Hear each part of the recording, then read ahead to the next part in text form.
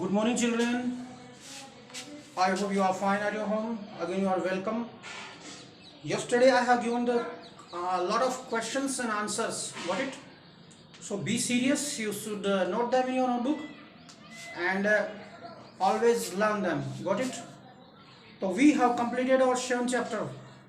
Now I am going to discuss with you about the next.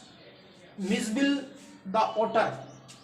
This is the story of a, we can say, pet, जो कि उदबिलाव बोलते हैं ना अपन इसको, उदबिलाव, वो उसका नाम है मिसबिल, ओटर का नाम. Got it? Writer G Maxwell. These are the new words. But before we will read this, I am going to introduce about the chapter.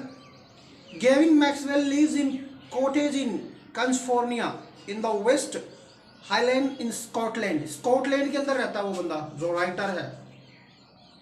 When his dog Jenny died, जब उसके पास एक पेट था, डॉग था, वो जब मर गया, Maxwell was too sad to think of keeping a dog again. But life without a pet was lonely. So he was fond of to having a pet. और उसका डॉग था वो खत्म हो गया और उसका बिना पेट के जिंदगी गुजारना बड़ा मुश्किल हो जाता है. तो हम इसमें देखो क्या करेंगे, मैं तुम लोगों को बताऊंगा कि कैसे किस तरीके से ये चैप्टर है वो डिस्क्राइब करता है अपने आप को. Owning a pet is a lifetime for commitment up to 10 years or more if you own a dog or cat. यानी एक लाइफ टाइम कमिटमेंट होता है अप टू 10 years तक, चाहे वो कैट हो या डॉग हो. इन्वॉल्विंग कंसिडरेबल रिस्पॉन्सिबिलिटी, इसके अंदर बहुत सी रिस्पॉन्सिबिलिटी होती है इंसान की. हम जो भी कैट पालते हैं या डॉग पालते हैं, हमारे अंदर बहुत सी रिस्पॉन्सिबिलिटीज होती हैं. The decision to acquire one therefore should be made by the whole family. और जो पेट होता है हम जो पालते हैं, ये that should not be based on a one person. The decision should not be based on one person.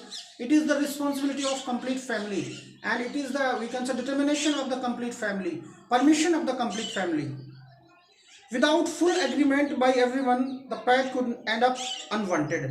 अगर फैमिली में से कोई भी एग्री नहीं है कि हमें पेट पालना चाहिए या नहीं पालना चाहिए, अगर मना कर दिया तो वो जो पेट है that is known as a unwanted, उसकी केयर नहीं हो पाएगी.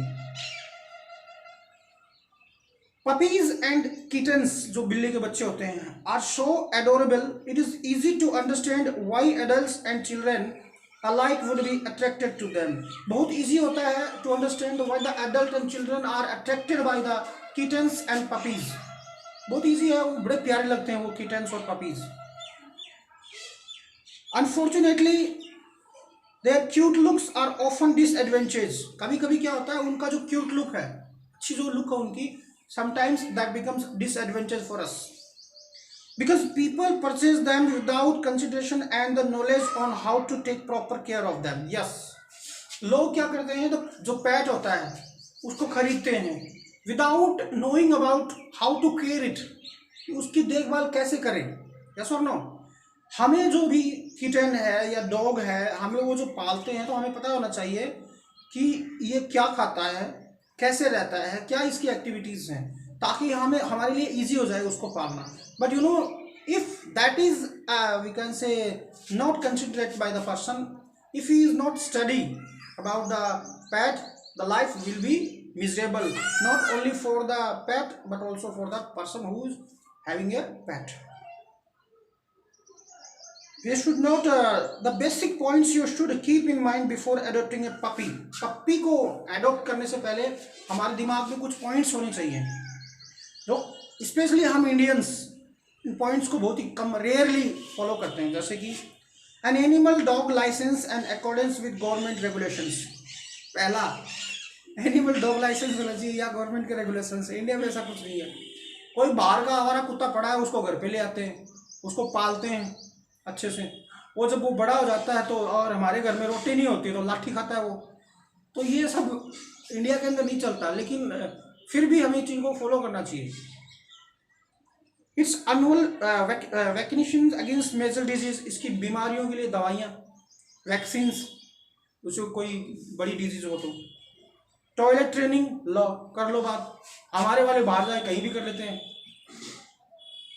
Regular grooming and bathing obedience training, ये सब ट्रेनिंग वगैरह देने की उसको, नहलाना धुलाना और उसको सिखाना कि क्या चीज़ ओबे करनी है, क्या नहीं करनी है। हमारे वाले ओबे नहीं करते तो एक लाठी पड़ी रहती है हमारे घर पे, है ना, वो रख देते हैं खींच के, वो आराम से ओबे करता है। Don't forget you should feed your pet a balance diet. और रही बात बैलेंस डाइट की, उसको बैलेंस डाइट भी मिलनी चाहिए। यहाँ इंसानों के पास बैलेंस डाइट नहीं है, कुत्तों को कहाँ से खिलाएं। फिर भी ये एक फन था, तुम्हारे साथ मजाक किया मैंने। इसमें क्या आता है, उसकी बैलेंस डाइट। अब हमारे कुत्ते हैं, बैलेंस डाइट का मतलब क्या है, उसको अब खिला दो, 2 घंटे बाद में खिला दो, 6 घंटे बाद में खिला दो, वो खाते रहेंगे। Socialization, many dogs are kept confined in cages or tied up to stop them for dirtying the garden or from chewing one's shoes. This is wrong, is very important. उसको बताना, चैन से नहीं बांधना उसको, ये सब बातें। A daily dose of exercise, affection and play. उसको एक्सरसाइज कराना, खेलना उसके साथ। These are the things which should we keep in our mind while we are having a pet. उसकी डिजीजेस के बारे में हमें नॉलेज होना चाहिए, उसकी वैक्सीन हमारे पास होनी चाहिए। उसकी वैक्सीन अगर नहीं है तो वी शुड कंसल्ट विद जो वेटरनरी डॉक्टर होता है, उससे हमें डिस्कस करना चाहिए।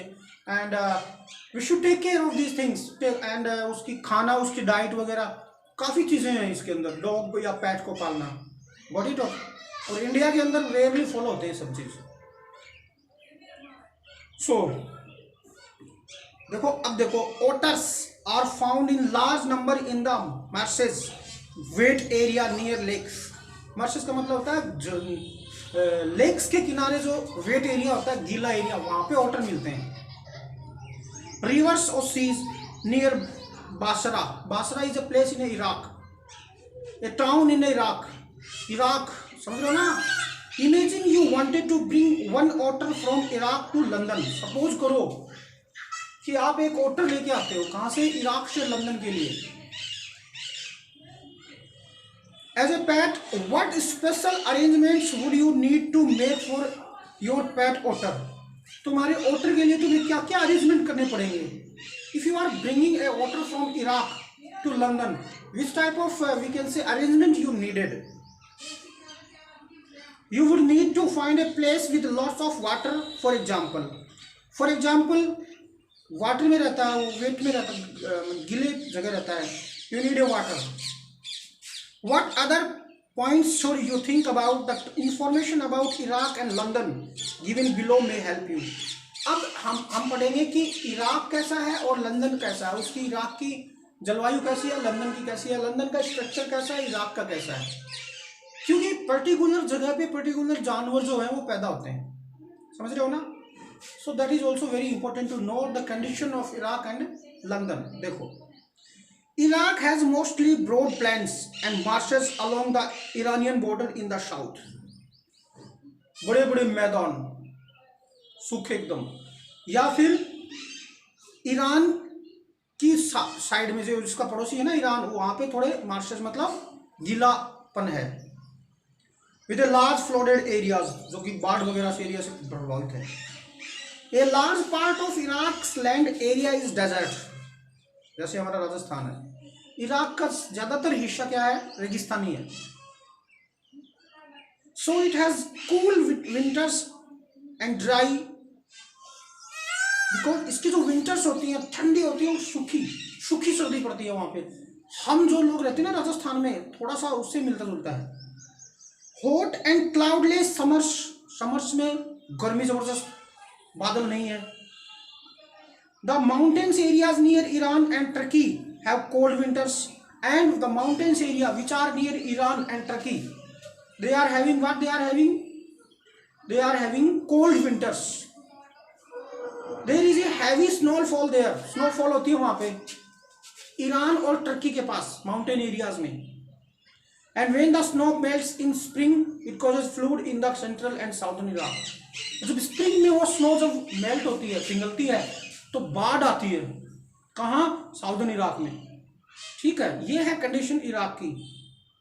Most of the area is deserted, broad plains, बड़े बड़े मैदान, पेड़ भी नहीं मिलता, बड़ी मुश्किल से मिलता है। जबरदस्त गर्मी जैसे हमारे राजस्थान में पड़ती है, और जबरदस्त ठंड सूखी, वो हमारा जो इन्वायरमेंट है सेम है इराक। अब देखो London, London has a large population and is very busy city, ज्यादा population, busy city. In addition to multi store buildings, multi storey buildings भी हैं। However, it has many open spaces or parks also. Yes, London also having many parks also. It has a temperature climate, जैसे कि it is neither very hot nor very cold, न ठंडा न गर्म, normal climate है। With regular but generally light rainfall or snow throughout the year. Regular और generally मतलब कभी कभी बरसात, मोस्ट ऑफ द ईयर बरसात होती रहती है, स्नोफॉल होता है पूरी साल। The warmest month is July, सबसे ज्यादा गर्म महीना कौन सा होता है? जुलाई। And the coldest month is January, सबसे ठंडा मंथ है जनवरी। February is the driest month, snow is not very common in London. ये है दोनों की डिफरेंस, दोनों में जमीन आसमान का अंतर। इराक में गर्मी, जबरदस्त धूप, जबरदस्त ठंड। लंदन में सेम मौसम, ज्यादा चेंज नहीं है, न ज्यादा ठंड न ज्यादा गर्म। So these are the differences between London and Iraq. And now I am going to read the chapter. The person, the writer Mr. Maxwell, is right now is living in Iraq and he belonged to London. समझ रहे हो आप? Early in the new year of 1956, ये 1956 की बात है, I traveled to southern Iraq. Who is I here? The writer. Where did he travel? Towards the southern Iraq. By then it had crossed my mind that I should like to keep an otter instead of a dog. When I was traveling to Iraq, then it came in my mind that I should not keep a dog as a pet. I should keep a otter. And that California winged by water stones. Water stones का मतलब था very short distance. कलिफोर्निया एक जगह का नाम है। Throw from its door would be an eminently suitable spot for the experiment. जो कलिफोर्निया है उसके पास थोड़ी सी डिस्टेंस है, वहाँ पे मेरा जो एक्सपेरिमेंट जो मैं वाटर वाला है वो मेरे लिए बेस्ट है। तो what did the writer decide? Instead of having a dog, he decided to keep a otter because the weather conditions are favorable for the otter. When I casually mentioned this to a friend, जब writer ने normally अपने दोस्त को बताया, he as casually replied that I had better get one in the Tigris marshes. When I told my friend that I should keep a otter instead of a dog, then my friend suggested me casually that you should try to find out a otter in the Tigris marshes. ये name है, जगह का नाम है, दलदल, marches का मतलब दलदल। For there they were as common as mosquitoes. वहां पे ओटर इतने कॉमन है जैसे कि मस्किटोज है, मक्खी मक्खी। And were often tamed by the Arabs, और जो अरब पीपल हैं उनके द्वारा लाए गए हैं।